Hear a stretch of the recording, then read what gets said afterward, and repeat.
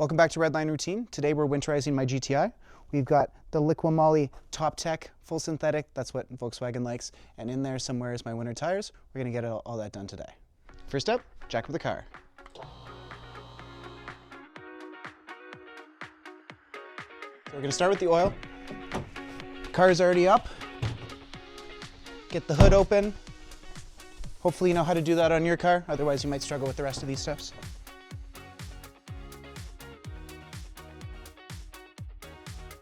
Mind your clearance. Now we're gonna chuck some cardboard under the car because you're gonna spill oil. I spill it, we all spill it, it happens. We are fortunate enough to be using a quick jack setup.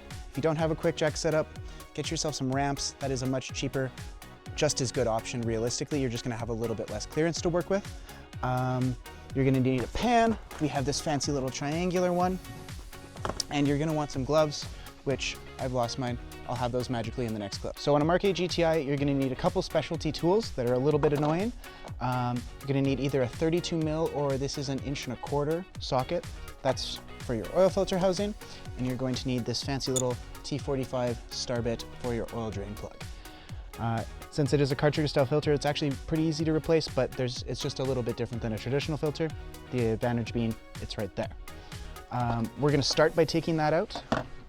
Actually, if I can remember where my other ratchet is.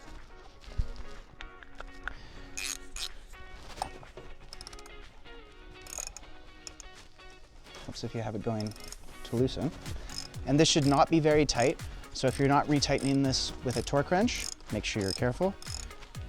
You're also gonna wanna usually have a rag handy, which I don't, so we're just gonna try not to get oil everywhere.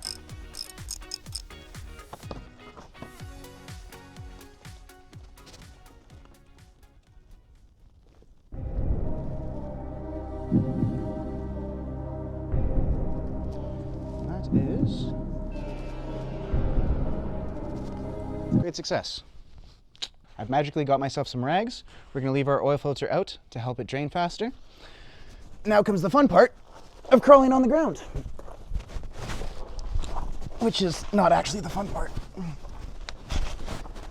Now, whatever you're doing, if you drive a front wheel drive, well, any car really, you want to be very, very careful to make sure that you're not accidentally draining your transmission or your differential. I've done it, it's a bad time, and it's going to cause you lots more problems in the future. So once you get it broken off, you're gonna do it by hand, and this is why you wear gloves, because fun fact, oil is cancerous. And if it's on you, it's in you. So, there we go. Look at that, nice dark black oil everywhere. And we're gonna let that drain. So while the oil's draining, we're gonna do the most important of any oil change, hydration. And then, always good to find a very precarious spot to put your beverage while you do the next step. Filter back in, because we can now. The most important part about putting a filter on is making sure that you seat the gasket properly. That's this little guy here. So since I have this cartridge style filter, this is universal. It can go in either way. Boom, just like that. Then we will rip open our little filter here. Then grab yourself a little bit of used oil. That's not enough. I'm going into the pan. Might have to try.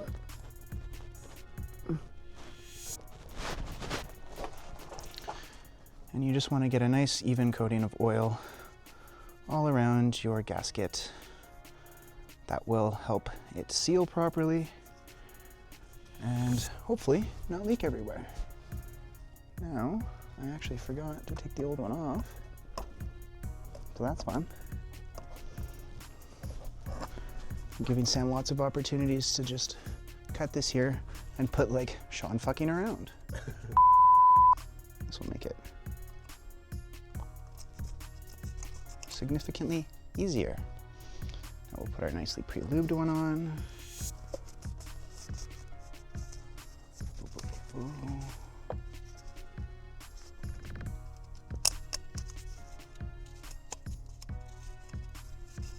Make sure it's all in the right spot. Get our greasy, grimy hands all over our filter. So there's honestly not much of a trick to this. You just kind of make sure you got it middled, and then push. And you'll have to push it a little bit to get that first thread seated. And we'll go hand tight all the way until we can't anymore. And we'll give it a smidge of extra tightening with our sockets. Again, better if you have a torque wrench if you want to be real proper about this. I am just gentle. See? Just like that. Back to my favorite part of the whole process. So we get to put our drain plug back in. If you have a Mark 7.5 or earlier, I believe they, or well not earlier, but a Mark 7 and Mark 7.5, I believe all had plastic drain plugs. So you have to replace them every time. This is metal. Technically you should put a new washer in it. I forgot to get a new washer, so it'll be fine. And this is the fun part, trying to thread your oil properly, or your plug properly without dropping it in your pan of oil. One of the very first times I was changing my oil, I dropped it in there and I had the lovely lesson of fishing around the bottom of there to try and find it, and I did not have gloves at that time, so that was much less fun. Same thing that we did with the oil filter. We're going to get it snug, and then we're going to go just a little bit farther, barely putting any pressure on here at all, just enough to keep it. And I will check that again in another couple days. If you want to, hit that with some brake clean so that you can see if it's leaking at all. But for me, this is good enough. We're going into winter. It's going to get disgusting under here anyway. So, oil plug is back in. Now we get to put our new precious oil in. And again, the Germans can't have a simple mechanism for anything, including their oil. Fuck. It broke. All right, so first step, remove the cap from your, Sam, hopefully Sam can cut this down. I trust Sam's ability to cut this down into making it something funny. Scalpel.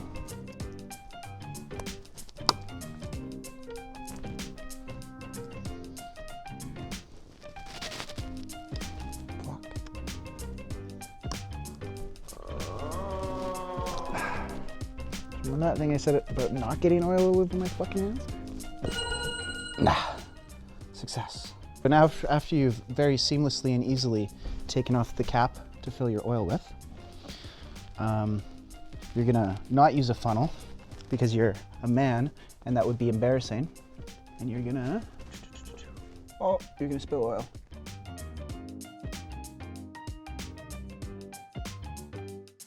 So I know my car takes roughly 5.5 liters of oil.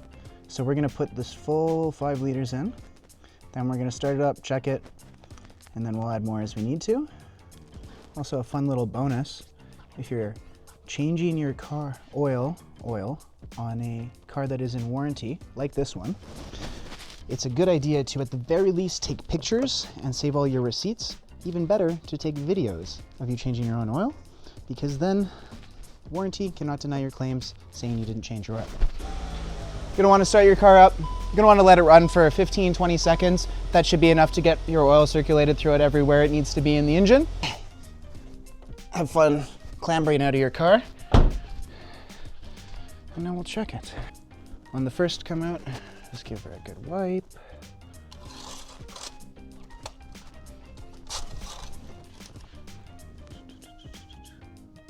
We're just at the minimum there. So we're gonna add some more.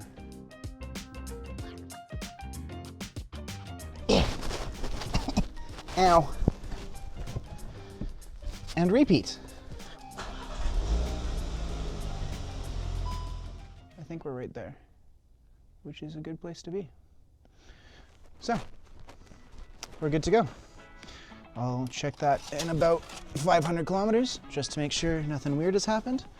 Add a little bit more as needed, but hopefully we'll be good till spring. Quick disclaimer, it's a great idea and you really should dispose of your oil properly, take it to the fire station, take it to your local dump. Usually they'll take it for free. You want to keep this out of your ground and your rivers. That's where your car batteries and chemical waste go. Don't forget to like and subscribe, comment, and don't drink and drive. Fuck. Now it's time for tires. VW does these little nut cover things. They give you a tool that they hide in your trunk. It's basically just one of these. So this is our first step. We're gonna pull all these out. And you need a 19mm socket for these. And I also have a wheel locks, and let's hope I haven't lost that. I've got my handy dandy little impact here that's not even mine. 17mm socket, not a 19mm socket. I've got all my little caps pulled off. I've got my wheel ready to go. And I personally like to get myself dirty, so I sit underneath.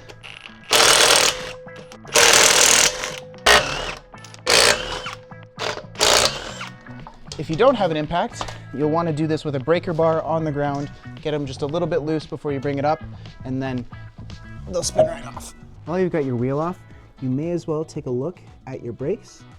Mine are actually getting a little bit lower than I'd like them, but I think we're probably still at about 5 to 6 mil. So I'm not too concerned for now.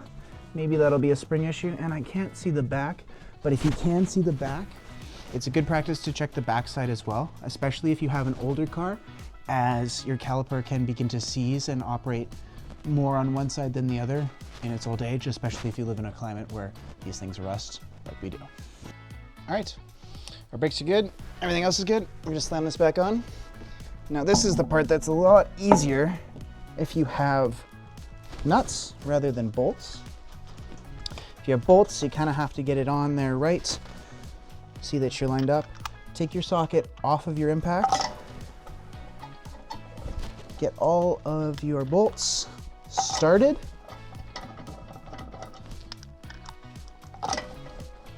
Because it's very easy to cross-thread these bolts with a big impact like that if you just try to slam them in there.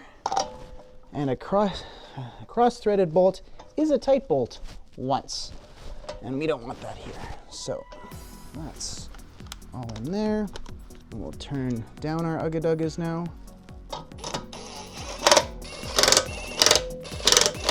Now the most important part of any tire change job is torquing your tires. If you don't torque them, they're gonna fall off. You're gonna be on 3 wheels down the road, which never works out well.